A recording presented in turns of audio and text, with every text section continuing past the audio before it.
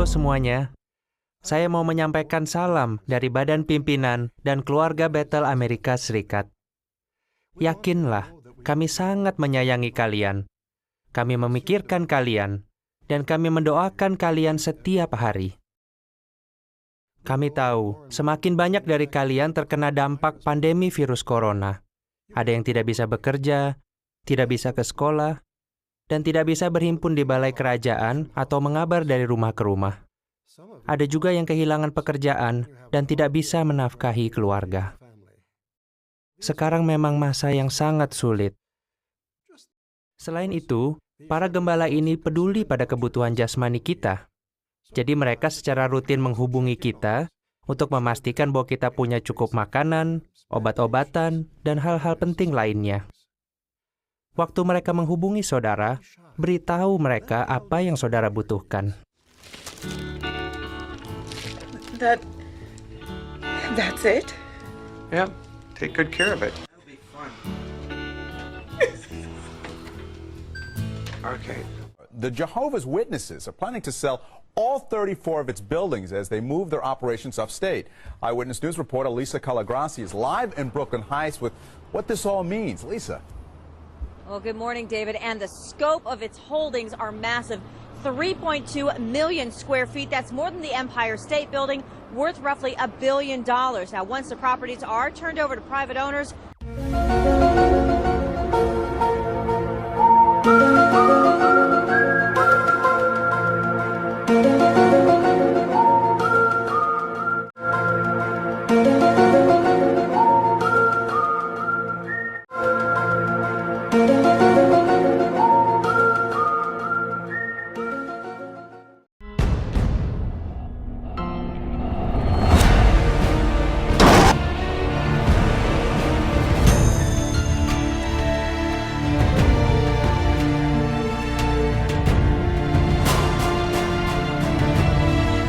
Video ke-44 berjudul Apakah terbukti saksi-saksi Yehova memiliki kasih sejati sebagai tanda Kristen yang benar? Wabah COVID-19 benar-benar merusak banyak sendi-sendi kehidupan, terutama perekonomian. Banyak terjadi PHK atau karyawan dipotong gajinya selama masa pembatasan sosial berskala besar ini, atau PSBB. Mayoritas kelompok yang beroleh PHK adalah para pekerja yang beredukasi tidak terlalu tinggi, karena memang kelompok ini sangat mudah digantikan. Nah, bagaimanakah respons organisasi Yehova menghadapi situasi pandemi global ini kepada seluruh anggotanya yang berjumlah 8 jutaan yang sedang menghadapi masa-masa sulit ini? Apakah benar klaim organisasi Yehova bahwa hanya saksi-saksi Yehova yang memiliki kasih sejati sebagai tanda pengenal dari kekristenan yang sejati? Apakah klaim itu benar atau hanya sebuah propaganda? Mari kita uji. Kita saksikan klaim-klaim sepihak organisasi Yehova tentang kasih yang mereka miliki. Tahun 2019 lalu, para saksi Yehova baru saja menyelesaikan sebuah acara kebaktian besar selama 3 hari berturut-turut dengan tema Kasih Tidak Akan Berakhir. Kita saksikan video tersebut yang mengundang setiap orang untuk bisa menemukan kasih sejati. Tentunya hanya ada di dalam organisasi saksi-saksi Yehova. Apakah kasih sudah tidak ada lagi? Apakah hanya orang kaya yang bisa punya kasih? Atau orang hebat? Atau ada di mana kasih itu? Di Kebaktian Saksi-Saksi Yehova 2019, Anda akan belajar apa itu kasih sejati, di mana itu bisa ditemukan, dan cara untuk saling menunjukkan kasih. Sebuah kebaktian dengan tema dan presentasi video yang sangat memikat, bukan? Saya juga ingin mengajak Anda mencermati sebuah publikasi Menara Pengawal edisi 15 Maret 1994 yang juga berbicara tentang kasih. Publikasi itu mengatakan, dewasa ini, para pencari kebenaran dapat mengenali sidang Kristen sejati melalui manifestasinya yang konsisten dari sifat Allah yang utama, kasih. Ya, kasih persaudaraan merupakan tanda pengenal dari kekristenan yang sejati.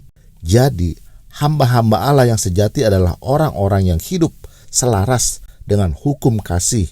Mereka tidak hanya berbicara tentangnya, karena iman tanpa perbuatan-perbuatan adalah mati. Ya, saya sangat setuju bahwa tanda Kristen yang sejati adalah mampu memperlihatkan kasih yang sejati. Dan kasih yang sejati itu harus dapat dibuktikan melalui perbuatan, karena jika hanya berbicara saja tentang kasih tanpa melakukan apa-apa, maka semuanya adalah sia-sia, bukan? Apakah buktinya saksi Yehova memiliki kasih yang diwujudkan melalui perbuatan? Kita tahu bahwa wabah COVID-19 ini tidak hanya berdampak kepada Indonesia semata, tetapi juga negara-negara lainnya di mana para saksi Yehova tinggal dan hidup di dalamnya. Bagaimana badan pimpinan menyikapi dampak virus ini atas kehidupan para anggotanya yang sulit, khususnya bidang ekonomi? Sekarang kita dengar kembali keterangan badan pimpinan saksi Yehova mengenai hal itu. Halo semuanya. Saya mau menyampaikan salam dari badan pimpinan dan keluarga Bethel Amerika Serikat. Yakinlah, kami sangat menyayangi kalian. Kami memikirkan kalian, dan kami mendoakan kalian setiap hari. Kami tahu, semakin banyak dari kalian terkena dampak pandemi virus corona. Ada yang tidak bisa bekerja, tidak bisa ke sekolah, dan tidak bisa berhimpun di balai kerajaan atau mengabar dari rumah ke rumah. Ada juga yang kehilangan pekerjaan dan tidak bisa menafkahi keluarga. Sekarang memang masa yang sangat sulit. Yehova juga menggunakan para gembala yang pengasih untuk membantu kita. Ini sesuai dengan janjinya. Para gembala ini peduli pada kebutuhan jasmani kita. Jadi mereka secara rutin menghubungi kita untuk memastikan bahwa kita punya cukup makanan, obat-obatan, dan hal-hal penting lainnya. Waktu mereka menghubungi saudara, beritahu mereka apa yang saudara butuhkan. Kita telah mendengar khotbah simpati dan kepedulian dari badan pimpinan. Tentunya ini baik, tetapi sikap simpati badan pimpinan dengan berkata, "Kami mengasihi kalian, kami terus memikirkan kalian dan mendoakan kalian." Apakah akan membantu para saksi Yehova secara ekonomi? Saya yakin tidak. Mengapa? Yang dibutuhkan adalah bantuan konkret, sehingga para anggotanya yang selama ini telah mendedikasikan dan mengorbankan kehidupan mereka demi kemajuan organisasi ini memperoleh suatu kelepasan secara ekonomi. Sikap simpati tidaklah memadai. Setiap orang bisa mengatakan demikian, percis seperti apa yang dikatakan oleh badan pimpinan. Tetapi dalam situasi seperti ini, tindakan konkret dibutuhkan. Mungkin Anda berpikir, tapi badan pimpinan telah menyampaikan bahwa penatua yang akan menangani kebutuhan jasmania para anggotanya. Nah, inilah ironisnya dan menurut saya sangat kebangetan. Badan pimpinan meminta para penatua untuk membantu anggotanya. Karena pertanyaannya, mengapa penatua? Tidak semua penatua hidup berkecukupan. Banyak penatua yang hidupnya juga sederhana. Mengapa bukannya organisasi lembaga menara pengawal yang memang kaya karena beroleh kelebihan sumbangan sukarela dan baru saja menjual propertinya di New York yang bernilai fantastis? Kita dengar keterangan dari salah satu badan pimpinan mengenai keuangan yang plus meskipun terjadi peningkatan pengeluaran. Badan pimpinan ingin membagikan beberapa informasi kepada keluarga Bethel mengenai alasan-alasan di balik beberapa keputusan besar yang memengaruhi pekerjaan sedunia. Kami ingin semua dengan jelas memahami bahwa kami percaya Yehova memberkati pekerjaan sedunia dengan limpah. Juga, dukungan finansial dari saudara-saudari kita sama sekali tidak menurun. Justru, kami melihat peningkatan sumbangan sejak program JW Broadcasting bulan Mei 2015. Luar biasa bukan keterangan dari badan pimpinan itu? Di menit-menit sebelumnya, saya mengatakan bahwa para saksi Yehova mendedikasikan dan mengorbankan kehidupannya bagi kemajuan organisasi ini. Dan bagi Anda yang kurang memahami tentang kondisi dan kultur yang terjadi di dalam organisasi ini, izinkan saya menjelaskan apa maksud dari pernyataan saya tersebut, sehingga Anda bisa memahami mengapa semua penatua tidaklah kaya dan mengapa banyak saksi-saksi Yehova saat ini mengalami kesulitan ekonomi dalam menghadapi pandemi virus corona ini. Organisasi Yehua bukanlah organisasi Kristen biasa yang kita temui seperti di gereja-gereja Kristen. Organisasi ini meminta banyak tuntutan kepada anggotanya untuk mengedepankan kepentingan kerajaan dan mengenyampingkan kepentingan pribadi. Yang dimaksud dengan kepentingan kerajaan adalah tentunya aktif berhimpun, mencari anggota baru, berdinas, dan lain-lain. Pokoknya, kepentingan organisasi harus diutamakan di atas kepentingan pribadi. Kita lihat kutipan dari brosur Pelayanan Kerajaan edisi Oktober tahun 2006. Artikel ini agak panjang, jadi saya hanya akan menyimpulkan yang penting-penting saja. Selebihnya, Anda bisa menemukan link artikel ini di bagian deskripsi. Judul artikel ini adalah Apa yang Saudara Dahulukan. Intinya artikel itu, setiap anggotanya mesti mendahulukan kepentingan kerajaan dibandingkan kepentingan pribadi. Misalnya dalam memanfaatkan waktu, organisasi meminta anggotanya menggunakan waktu yang ada demi kegiatan rohani dibandingkan dengan acara sosial atau melakukan suatu hobi. Bahkan kerja lembur untuk memperoleh kehidupan yang lebih mewah pun tidak disarankan jika mengorbankan perhimpunan dan pelayanan. Dan poin keempat yang paling menarik, karena ini mengakibatkan banyak saksi-saksi Yehua tidak berpendidikan tinggi sampai S1 atau S2. Kebanyakan hanya tamat SMA atau sekolah kejuruan saja. Publikasi itu mengatakan, seorang saudara muda berupaya mendahulukan kepentingan kerajaan dengan memasuki dinas sepenuh waktu ketimbang mengejar pendidikan yang lebih tinggi sebagai persiapan untuk karir sekuler. Tidak ada yang lebih baik daripada melayani Yehua dengan semua yang kita miliki. Mari kita saksikan video propaganda organisasi ini untuk mempengaruhi para anggotanya agar hidup sederhana dibandingkan hidup mapan. Nasihat kadang datang tanpa kita kira, dan manfaat nasihat itu kadang juga tidak kita sangka. Pasangan yang diwawancarai itu sangat bahagia. Mereka menikmati banyak berkat dalam pelayanan. Semuanya karena mereka menyederhanakan kehidupan. Sepulang kebaktian, kami memikirkan bagaimana kami bisa berbuat lebih banyak untuk Yehua.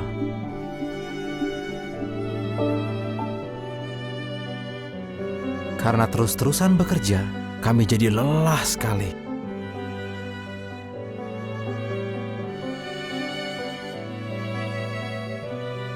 Bahkan liburan buat kami capek. Kami berdua bekerja supaya bisa terus hidup nyaman. Tapi kami jadi seperti terjebak.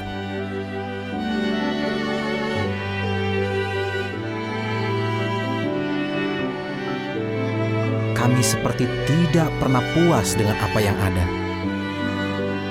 Kami periksa pengeluaran kami.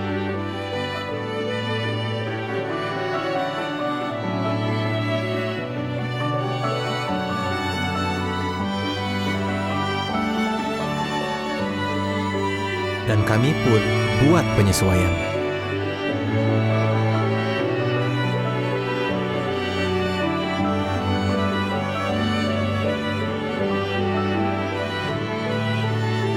Kami berdoa sebelum buat setiap keputusan. Akhirnya, kami bisa merasa bahagia dan tidak stres. Kami tidak sangka kami bisa.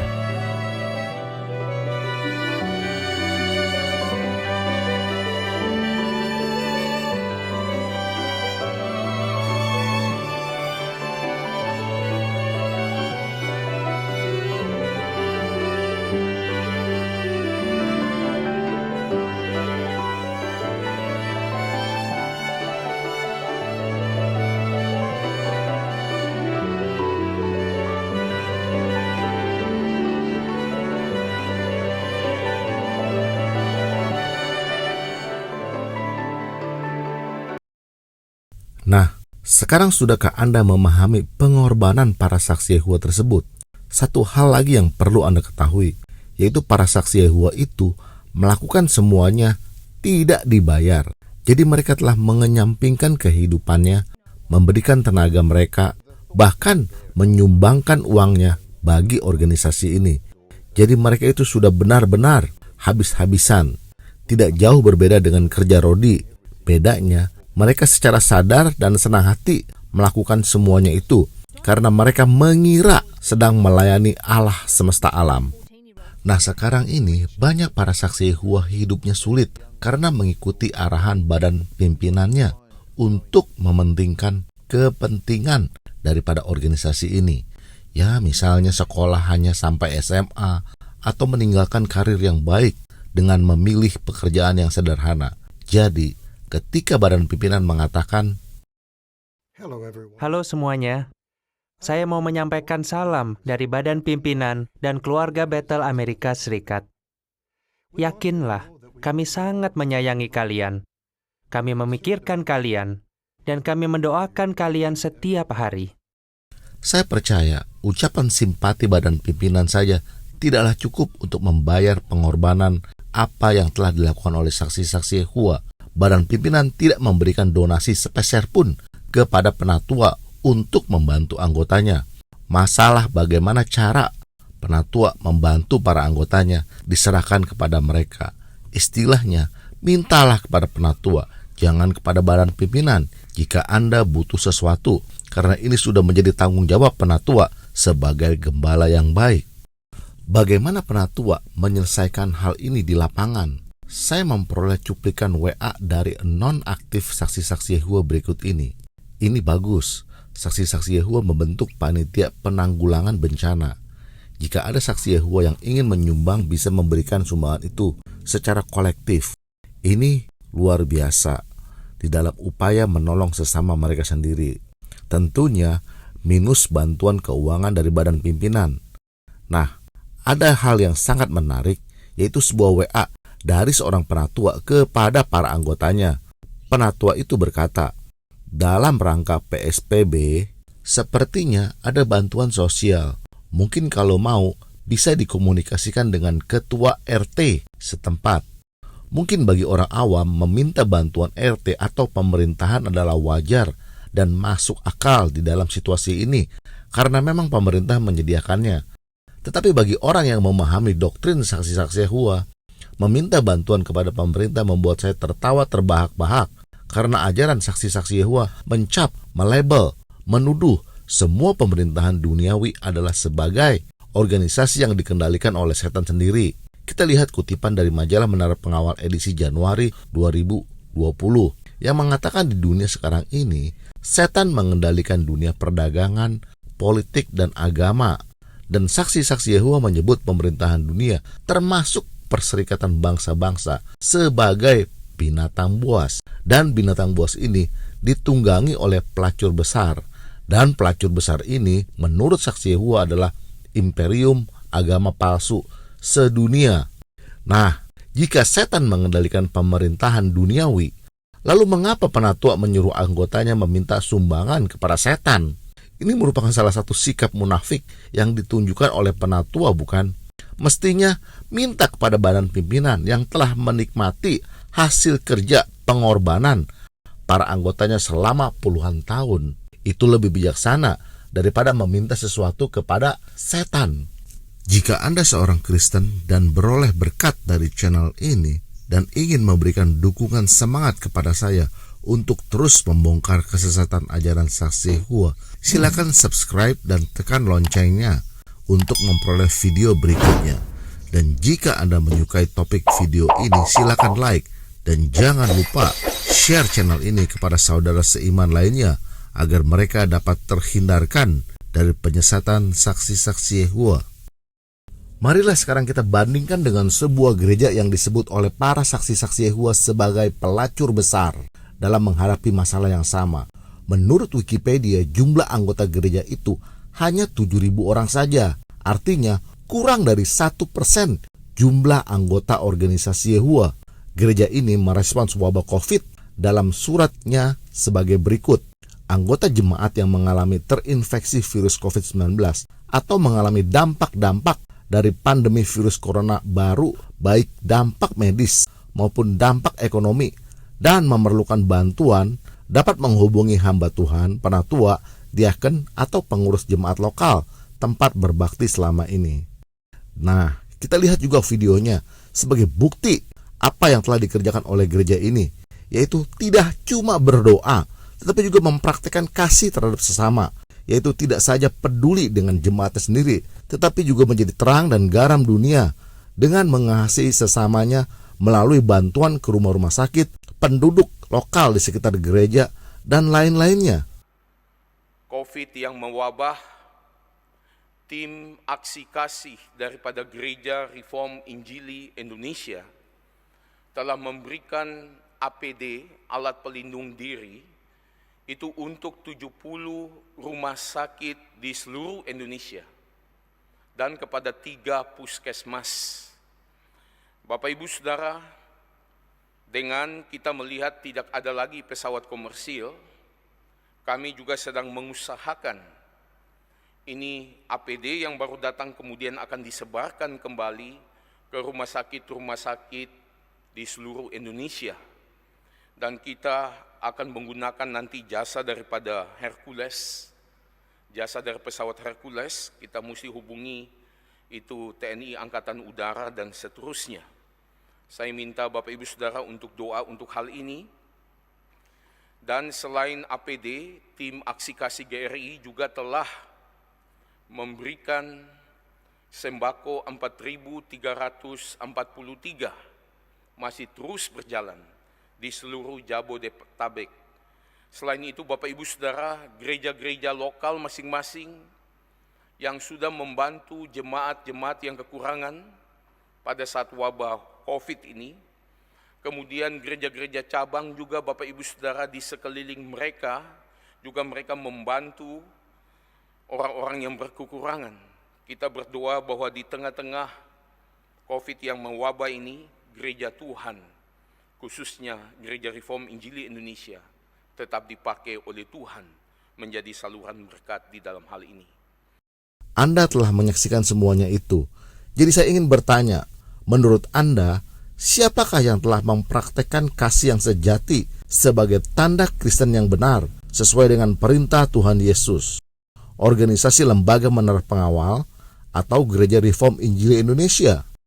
Dan jangan lupa share apa yang telah Anda peroleh di video ini atau channel ini kepada rekan seiman lainnya agar mereka tidak disesatkan oleh penyesatan saksi-saksi Yehova. Tuhan Yesus memberkati.